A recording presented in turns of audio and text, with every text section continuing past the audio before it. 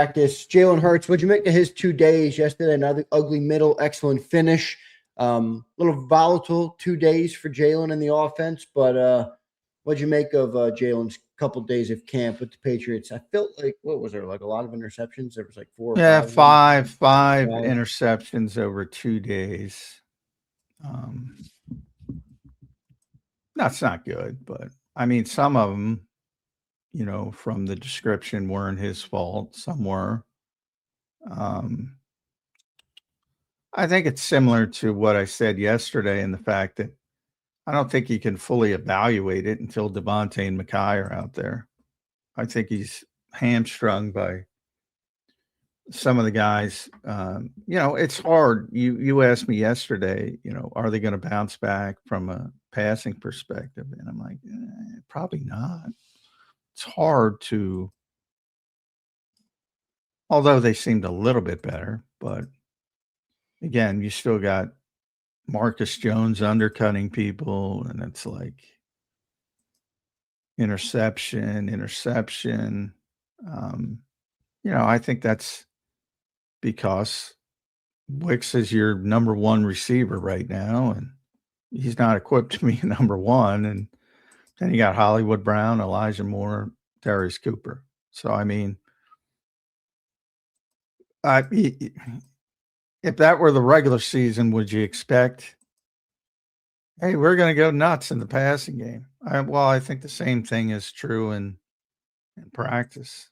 So until DeVonta and Makai get back, which all indications will be Monday of next week, I don't know how much you can judge the passing offense other than they did a nice job at the end and were able to put together a scoring drive. And a lot of it was Goedert. I think Goedert started it. That's where I was going next, Goedert. Yeah, so I think, a lot of times when it comes to those game-winning drives, the most important thing is to get it rolling, get that first play. And I think the first play was the Goedert, I believe. So I think that makes sense because he's your top option right now. We'll see how much of a use he is this year. I think he's going to have a big year, but I mean, I don't know. He did have the down year in the run game last year. You think that something that needs to get fixed, or in theory, does this offense help him on that areas and more accentuate his talents?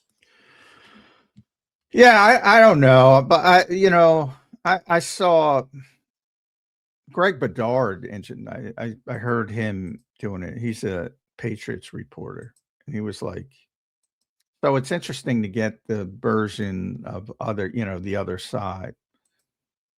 And he was, like a lot of people, he's remarking how good the Eagles' run game looked day one and how poorly it looked day two. And he was bringing up when Matt Patricia was running the offense in New England. I didn't know this. I didn't remember it. I probably knew it at the time, which was the curious call. It was sort of like Bill Belichick's Juan Castillo moment. Matt Patricia was running the offense. I don't know if people remember that, but he was running the offense. And they tried to move to a wide zone running scheme like the Eagles are doing right now. And when it doesn't work, it looks like garbage because you have all these open gaps. And that's what it looked like to him. And I go, oh boy. No, I think Mailata kind of explained that a little bit in that they were, to his description, they were put on the boxing gloves. They were just wanted to beat them up, and you got to be more, again, disciplined than that. So I don't know if it's going to help. I mean, that's none of us know, but I mean, there are holes to this. Like I think it's the nature of, oh, this is great because they're doing it, and that they just did it a different way and had one of the greatest rushing offenses literally of all time in 2024. And even before that, from 21 to 24, one of the top 5 rushing offenses in the NFL. So I don't know if this is the be all end all to fixing things. Other than it has shown flashes. But there's a lot of room for ugliness in this as well, which I think people overlook. And Greg brought that up. Like if you don't, it's like anything else. If you don't execute and you're leaving open and you're not hitting your angles, there's even more room for defenders to get into the backfield. So if you have an instinctive Luke Kuechly type, I mean, he'll knife that shit right away. Yeah, right. Now, I don't know how many Luke Kuechly I don't know. Yeah, types there are. exactly. Well, there aren't. Luckily, there aren't. But you get the point. I mean, there's room to if you're not hitting your angles, that things could get ugly quickly. So makes sense. Do you think back to Goddard? Do you think Sean Mannion could unlock a bigger Dallas Goedert season?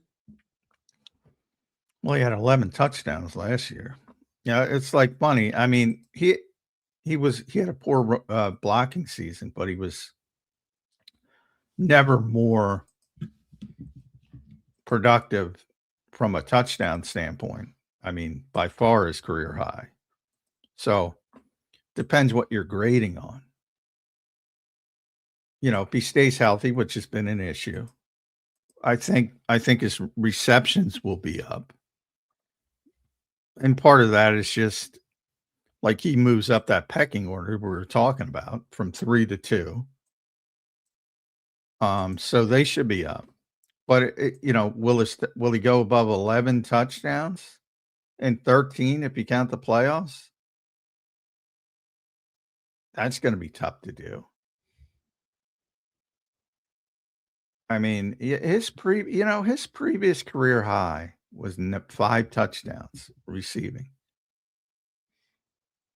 He was a red zone. I mean, he had a lot of red zone work last year. And Kevin Patullo, for all the knocks on him, was obviously a successful play calling in the red zone. Yeah, people forget they had some good things on that offense. So how do you replicate 11 touchdowns?